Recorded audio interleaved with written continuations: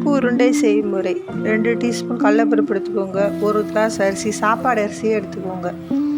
எடுத்து 2யும் கலந்து மத்தியானமே ஒரு 3 மணிக்கு கழுவி வச்சுருங்க. கழுவி ஊற வச்சுருங்க.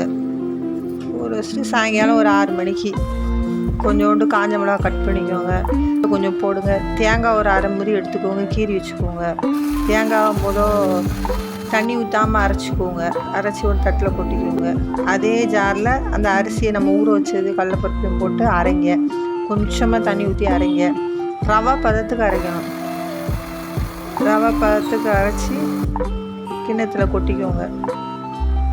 கொட்டிட்டு அந்த தட்டில் காஞ்ச மிளகா கிள்ளி வச்சுருக்க தட்டில் கொஞ்சோண்டு கடலைப்பருப்பு 2 டீஸ்பூனு, ஒரு டீஸ்பூன் மிளகு, கொஞ்சோண்டு ஜீரகம், அப்புறம் கொஞ்சோண்டு உளுந்தம்பருப்பு, கொஞ்சோண்டு கருவேப்பிலை போட்டு கேஸை பற்ற வச்சு எண்ணெய் சட்டியை காய வைங்க. கொஞ்சம் எண்ணெய் ஊற்றுங்க, கொஞ்சம் கடுகு போடுங்க. இதையும் போட்டு நல்லா இது பண்ணுங்கள், வதக்குங்க. கொஞ்சோண்டு பெருங்காயத்தூள் போடுங்க. போட்டு தேங்காவே நம்ம அரைச்சி வச்சதையும் அதில் போட்டு வதக்குங்க. 2 வதக்குங்க. வதக்கிட்டு அப்புறம் மாவு அரைச்சி வச்சதை ஊற்றுங்க. அதில் கொஞ்சமாக அந்த மிக்ஸி ஜாரை கழுவிட்டு அந்த தண்ணியும் அந்த கிண்ணத்தில் ஊற்றி தண்ணியும் கலந்து அந்த இதில் ஊற்றுங்க. ஊற்றி கொஞ்சம் உப்பு தேவைக்கேற்ப உப்பு, எவ்வளோ உப்பு தேவையோ அதை போட்டுட்டு நல்லா கிளறுங்க. அடுப்பை சிம்மிலே வச்சுருங்க, ஃபுல்லாக வச்சிடாதீங்க. மீடியமாகவே வச்சு கிளறுங்க. நல்லா கிளறி நல்லா தண்ணியே இல்லாமல் நல்லா இது மாதிரி வரணும்.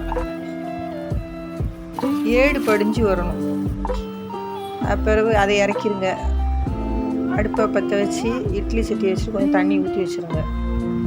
சூடாக இருக்கும். லைட்டாக பச்சை தண்ணியில் கையை வச்சுட்டு உருண்டை பிடிங்க. இப்படி சூட்டோடு கையில் வச்சு பிடிச்சிடாதீங்க, கை பொத்துரும்.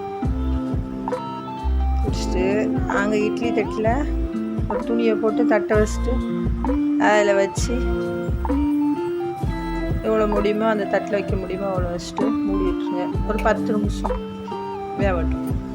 வெந்தது எடுத்து பாருங்கள். அப்படியே உப்பு விட்டு சூப்பராக இருக்கும். சாயங்கால நேரத்தில் சாப்பிட்டா நல்லா சாப்பிட்டா நல்லாயிருக்கும். வாங்க உப்பு உருண்டை சாப்பிட்லாம்.